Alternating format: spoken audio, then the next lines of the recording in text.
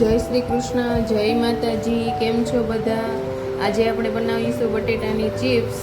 તો આ જુઓ, પહેલાં બટાટા લઈ લીધા છે અને એને સાફ કરી લીધા છે. સાફ કરીને એક બાઉલમાં રાખી દેશું. બધા બટેટા સાફ કરી લેવાના છે, પાણીથી સરસ ધોઈને પછી એક બાઉલમાં રાખી દેવાના. આ છે આપણું ચિપ્સર, બટેટાની ચિપ્સ બનાવવા માટેનું. તો એ ચિપ્સની અંદર બટેટા મૂકી અને પછી ચિપ્સ બનાવીશું એમની. આમાંથી આપણી ફિંગર ચિપ્સ બનશે અને બહુ સરસ ચિપ્સ બને છે. પ્રેસ કરવાનું જે ચિપ્સર આવે છે તે છે. આ એક બાજુ આપણે તેલ મૂકી દીધું છે, ધીમી આંચ ઉપર રાખેલું છે.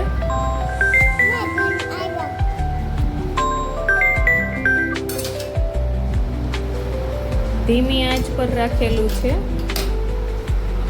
તેલને. અને હવે આપણે છે ને બટેટાને ચિપ્સરની અંદર મૂકી અને એમની ચિપ્સ બનાવવાની છે.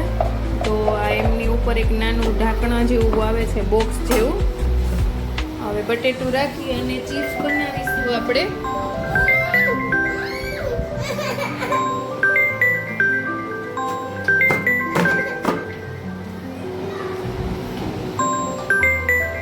એક બટેટું રાખતું જવાનું છે એટલે ચિપ્સ બનતી જશે.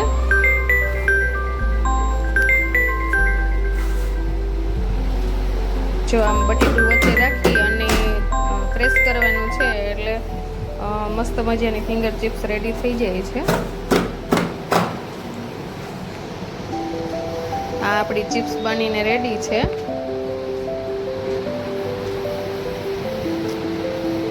એને એક બાઉલમાં રાખી અને પાછી આપણે પાણી વડે સાફ કરી નાખવાની છે, પાણી વડે ધોઈ નાખવાની છે, જેથી કરીને બજાર જેવી જ રેડી ક્રિસ્પી ચિપ્સ તૈયાર થઈ જશે.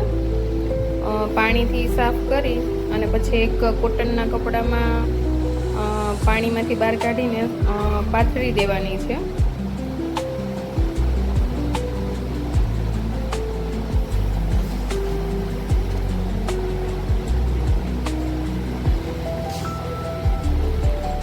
એટલે તે સુકાઈ જાય.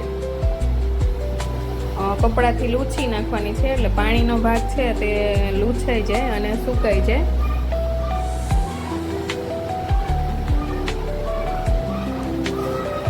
હવે આપણી ચિપ્સ સુકાઈ ગઈ છે, રેડી તૈયાર થઈ ગઈ છે.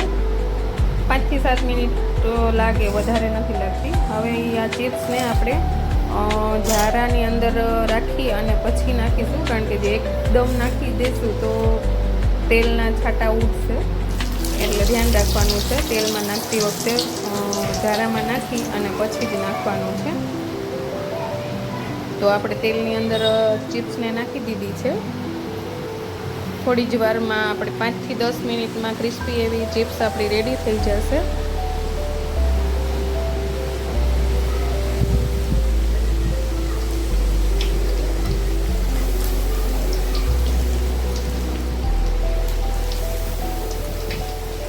થોડી વાર હલાવવાનું છે.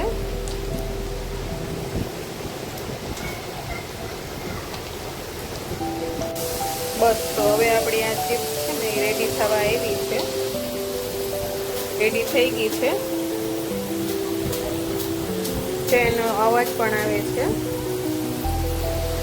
ક્રિસ્પી થઈ ગઈ છે એટલે એનો સાઉન્ડ આપણને સંભળાય છે.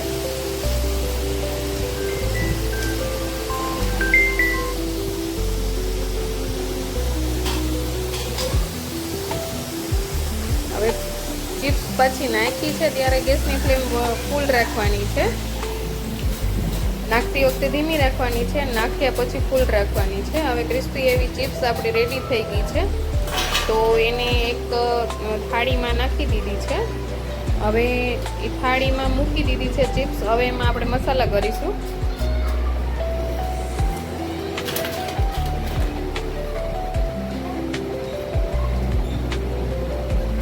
મસાલામાં થોડું ધાણા જીરું, થોડી ચટણી, લાલ મરચું પાવડર,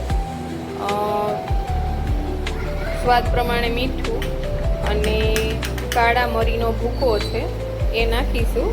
એ બધું બાળકો માટે બનાવતા હોય તો લાલ મરચું છે તમે અવોઇડ કરી શકો છો. અને કાળા મરીનો પાવડર નાખવાથી જે બટેટા ઘણા બાળકોને પચતા ના હોય તો આ પચવામાં સહેલું પડે છે. તો ચેનલને લાઈક કરજો, શેર કરજો, સબસ્ક્રાઈબ કરજો. તો તૈયાર છે આપણી ક્રિસ્પી એવી બજારમાં મળે છે તેવી ફિંગર ચિપ્સ રેડી છે.